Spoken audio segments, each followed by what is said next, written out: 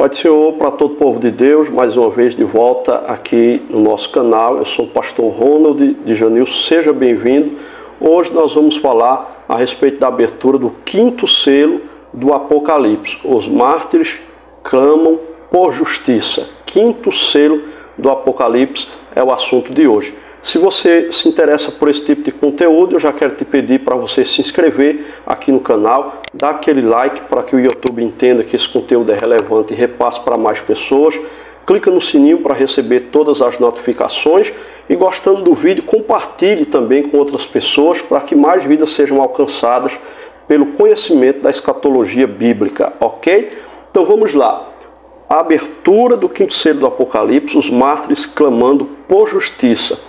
O texto está em Apocalipse capítulo 6, versículos do 9 ao 11. Então você, se puder, pegue uma caneta, um papel, note aí esse texto que nós vamos analisar à luz da Bíblia, à luz de uma boa hermenêutica e exegese, o que esse texto traz para nós, ok?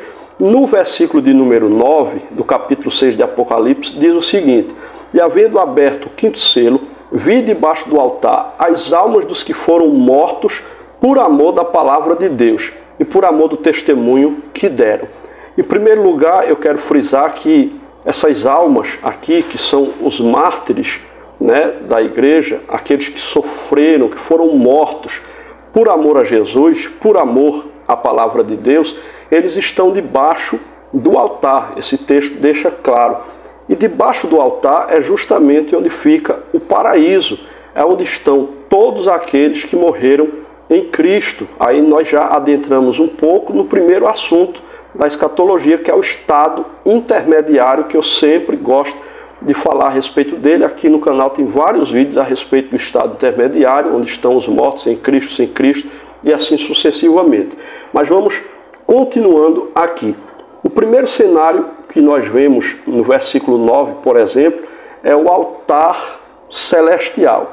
O altar lembra o altar dos sacrifícios lá do Antigo Testamento, conforme Êxodo 29 e 12, por exemplo. Representa também a oferta de vidas a Deus. Os mártires estão debaixo do altar. O que é que isso simboliza? Isso é símbolo de que suas vidas foram entregues como sacrifício aceitável ao Senhor. Eles foram mortos por amor de Jesus, muitos foram ali jogados aos leões nas arenas, como aconteceu por diversas vezes com cristãos da igreja.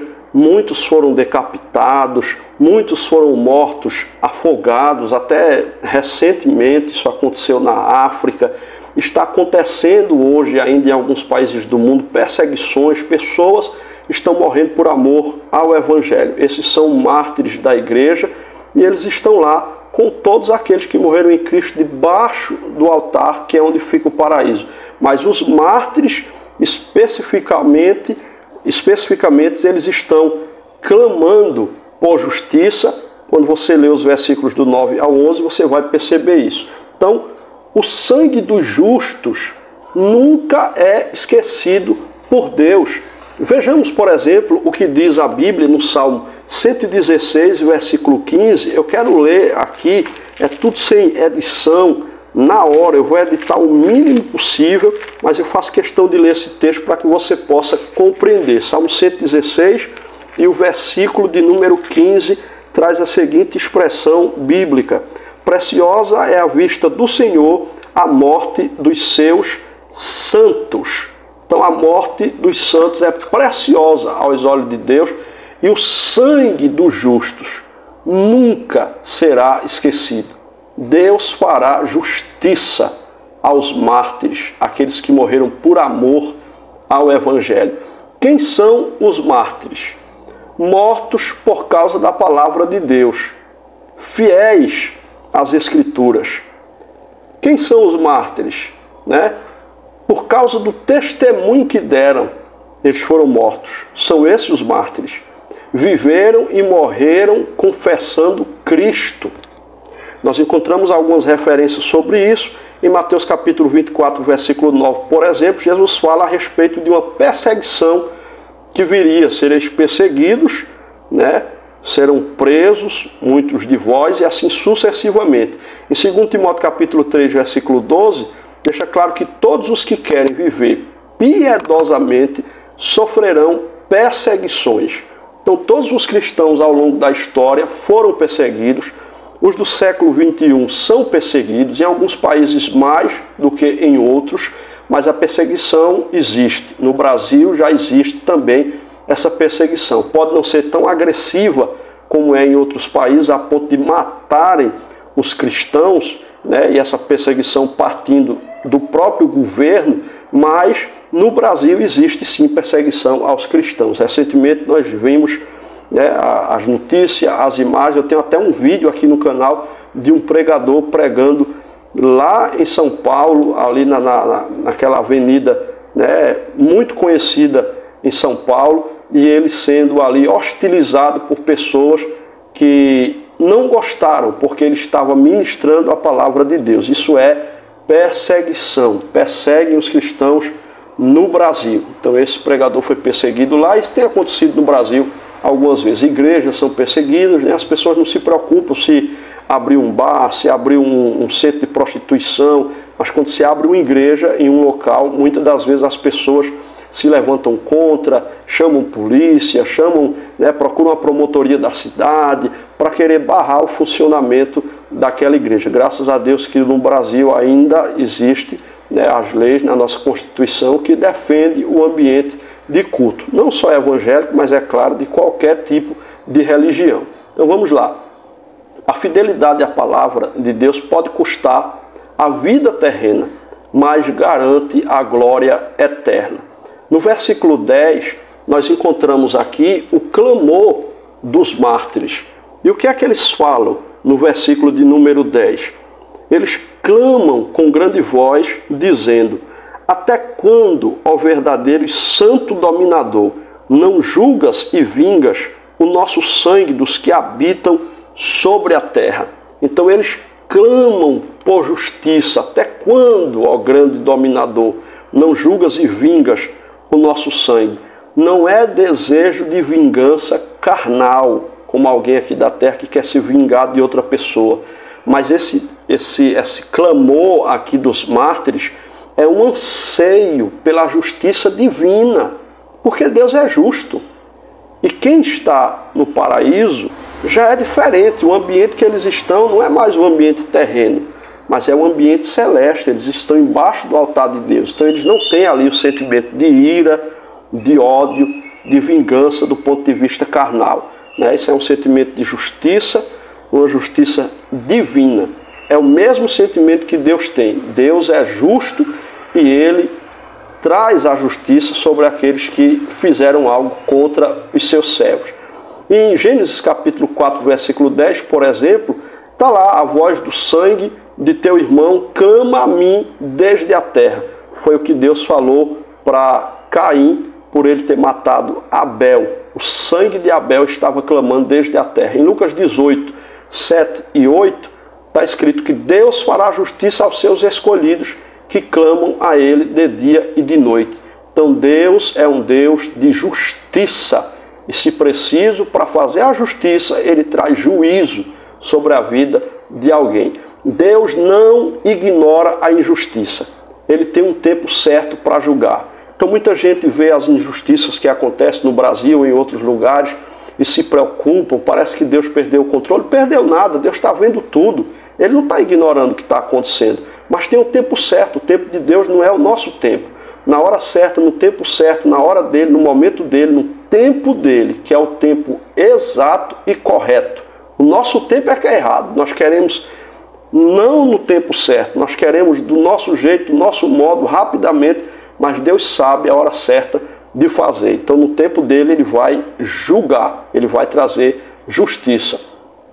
A resposta de Deus, né? Versículo 11, por exemplo, Deus vai falar sobre o tempo determinado, né? Veja, a cada um foi dada uma comprida veste branca, e foi-lhe dito que repousasse ainda um pouco de tempo, até que também se completasse o número de seus conservos e seus irmãos que haviam de ser mortos como eles foram.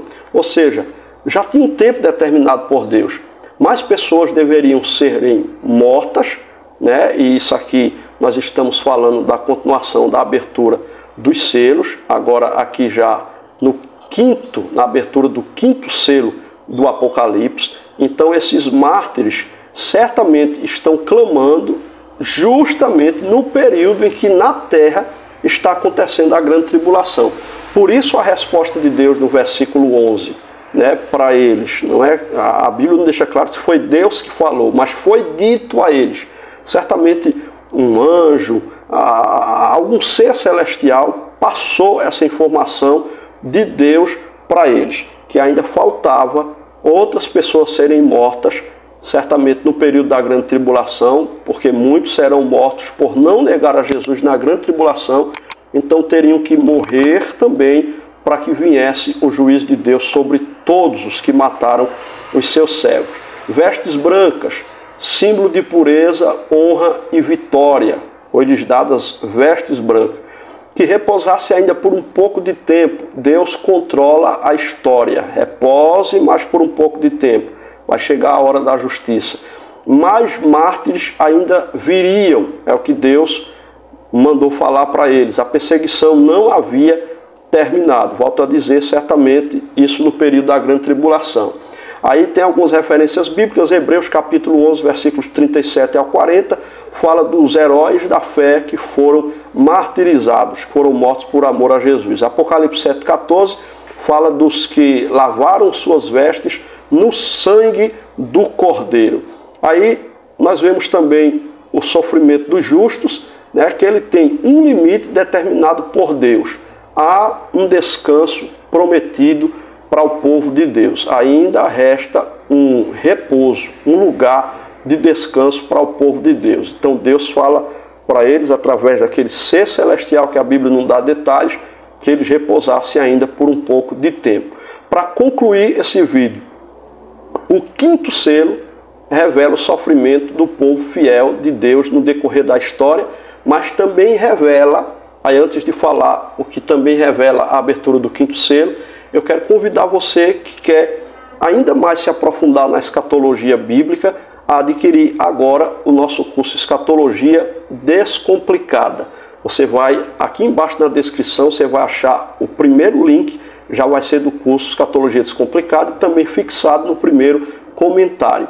Esse é um curso completo de escatologia, onde eu ensino de forma didática, também eu lhe ensino na ordem cronológica sobre a escatologia bíblica, começando do estado intermediário, onde estão os mortos em Cristo, sem Cristo, arrebatamento, vamos depois do arrebatamento para o tribunal de Cristo, bodas do Cordeiro, grande tribulação, milênio, juízo final, novos céus e nova terra, enfim, todo o processo escatológico em ordem cronológica. Então, se fosse você, eu não perdia tempo, porque está num preço promocional que em breve a gente vai aumentar esse preço. Não sei por quanto tempo eu vou conseguir segurar por esse valor de apenas R$ 49,90. É um pagamento só, não tem mensalidade.